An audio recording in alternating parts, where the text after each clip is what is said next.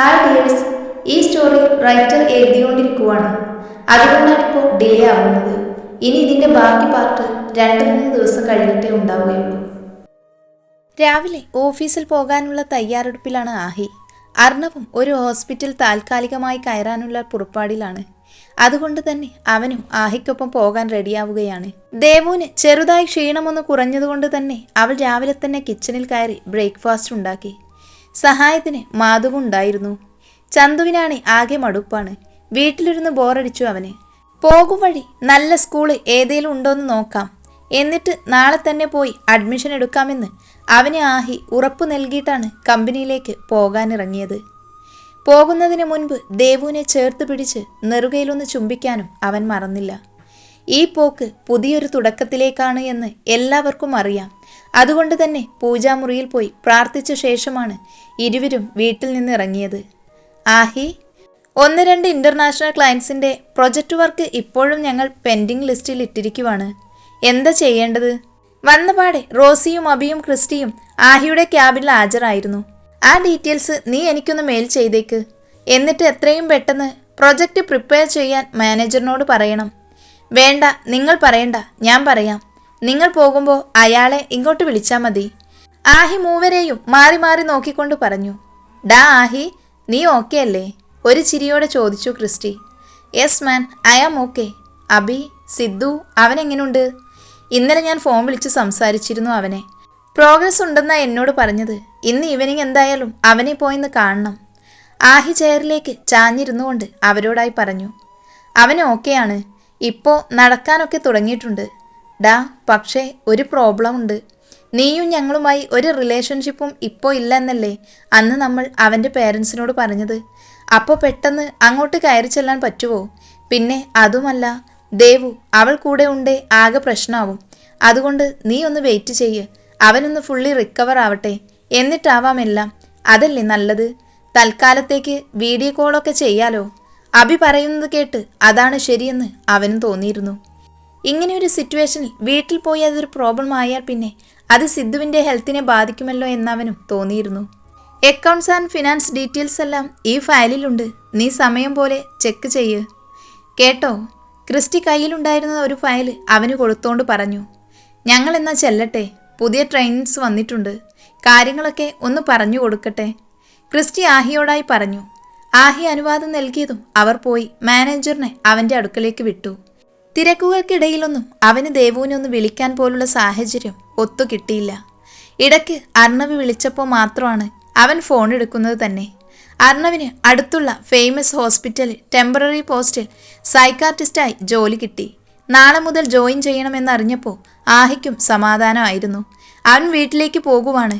ഇറങ്ങുമ്പോൾ വിളിച്ചാൽ മതി, പിക്ക് ചെയ്യാൻ വരാമെന്നും പറഞ്ഞ് കോൾ കട്ട് ചെയ്തിരുന്നു.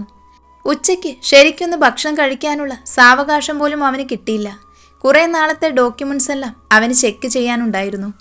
വൈകുന്നേരം ക്രിസ്റ്റിയോടും റോസുവിനോടും അഭിയോടും യാത്ര പറഞ്ഞിറങ്ങുമ്പോൾ തന്നെ കാത്ത് പാർക്കിങ്ങിൽ നിൽക്കുന്ന അർണവിനെ ആഹി കണ്ടിരുന്നു. കാറിൽ കയറിയ പാടെ അവനൊന്ന് മയങ്ങിപ്പോയി. അർണവ് വീടെത്തിയെന്ന് പറഞ്ഞ് വിളിക്കുമ്പോൾ തല പൊട്ടുന്ന വേദനയോടെയാണവൻ എണീറ്റത്. റൂമിലേക്ക് ചെന്ന് ബെഡിലേക്ക് വീണപ്പോഴേക്കും നല്ല ചൂടുള്ള കോഫിയുമായി ദേവു മുൻപിലെത്തിയിരുന്നു. ആഹിയേട്ടാ, ഇത് കുടിക്ക്, തലവേദന ഒക്കെ ഇപ്പോൾ പമ്പ കടക്കും.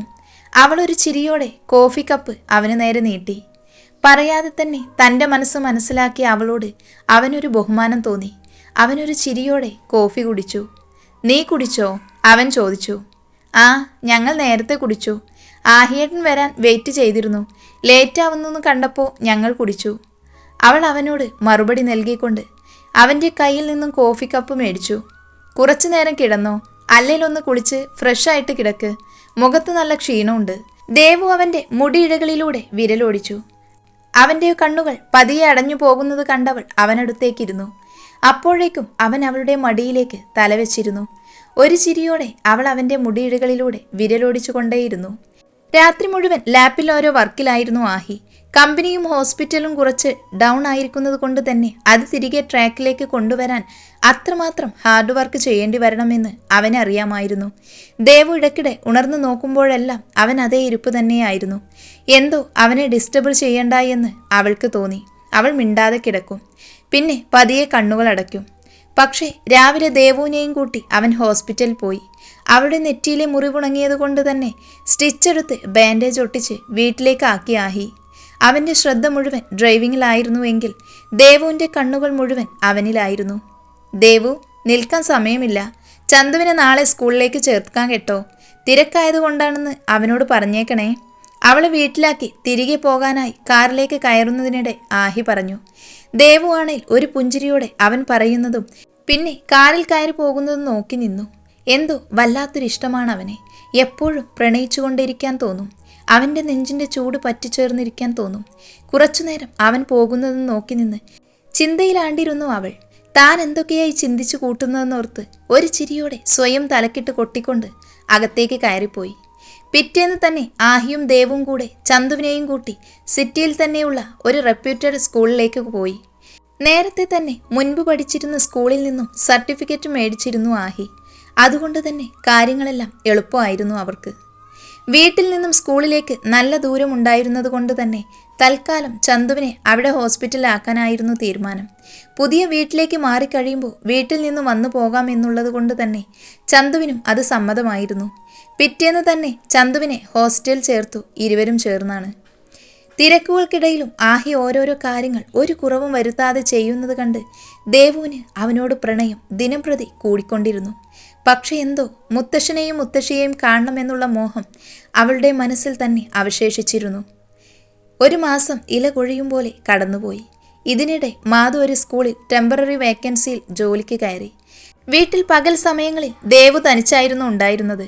പക്ഷേ തിരക്കുകൾക്കിടയിൽ അവർ വീട് മാറുന്ന കാര്യത്തിന് വലിയ പ്രാധാന്യം കൊടുത്തില്ല. ഭൈരവിൻ്റെ വീടൊഴികെ മറ്റെല്ലാ സ്ഥലങ്ങളും ലേലത്തിന് വെച്ച് വിറ്റു ആഹി. വില്ലകളും ഫ്ലാറ്റുകളും ഗസ്റ്റ് ഹൗസുകളും എല്ലാം. പുതിയൊരു മെൻ്റൽ ഹെൽത്ത് ഹോസ്പിറ്റൽ പണി തുടങ്ങുകയും ചെയ്തു. പിന്നെ അതിനു പുറകെയായി ആഹിയുടെയും അർണവിൻ്റെയും ഓട്ടം. തിരക്കുകളെല്ലാം ഒഴിഞ്ഞൊരു ദിവസം രാത്രി ആഹിയുടെ നെഞ്ചിൽ തല ചേർത്ത് കിടക്കുകയാണ് ദേവു. അവൾക്ക് എന്തൊക്കെയോ അവനോട് പറയണമെന്നുണ്ട്. പക്ഷേ എങ്ങനെ തുടങ്ങണമെന്ന് അറിയാത്തൊരവസ്ഥയിലായിരുന്നു അവൾ. പക്ഷേ അവളുടെ അവസ്ഥയ്ക്ക് വിരാമം ഇട്ടുകൊണ്ട് ആഹി സംസാരിച്ചു തുടങ്ങി. ദേവു, തന്നോടൊരു കാര്യം പറയാൻ വിട്ടുപോയി ഞാൻ. നാളെ ഏർലി മോർണിംഗ് റെഡി ആവണം. നമുക്ക് രാവിലെ ഒരിടം വരെ പോകാനുണ്ട്. എൻ്റെ തിരക്കുകൾ ഒന്ന് ഒഴിയട്ടെ എന്ന് വിചാരിച്ചാണ് പറയാതിരുന്നത്.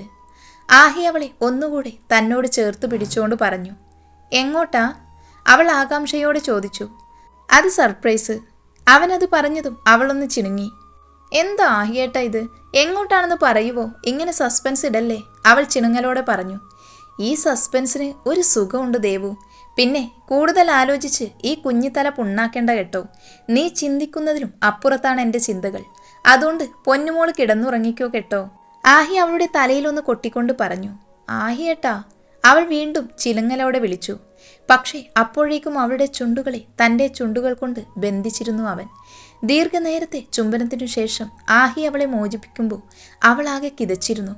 ദേ, പിന്നെ ഒരു കാര്യം, കൂടുതൽ എന്നെ അങ്ങ് ഓരോ ഭാവങ്ങൾ കാട്ടി പ്രലോഭിപ്പിക്കാനാണ് പ്ലാനെങ്കിൽ എൻ്റെ മനസ്സിലെ കണക്കുകൂട്ടലുകളെല്ലാം ഞാനങ്ങ് മാറ്റിവെക്കും കേട്ടോ.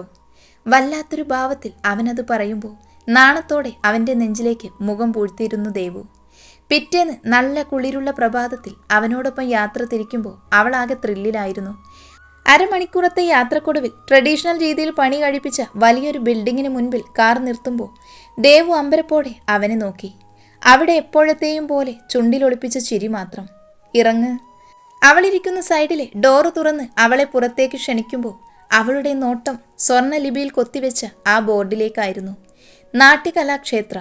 ഒരിക്കൽ താൻ പാതിയിൽ ഉപേക്ഷിച്ച തൻ്റെ സ്വപ്നം. മുഖം പൊത്തി കരഞ്ഞു പോയിരുന്നു അവൾ.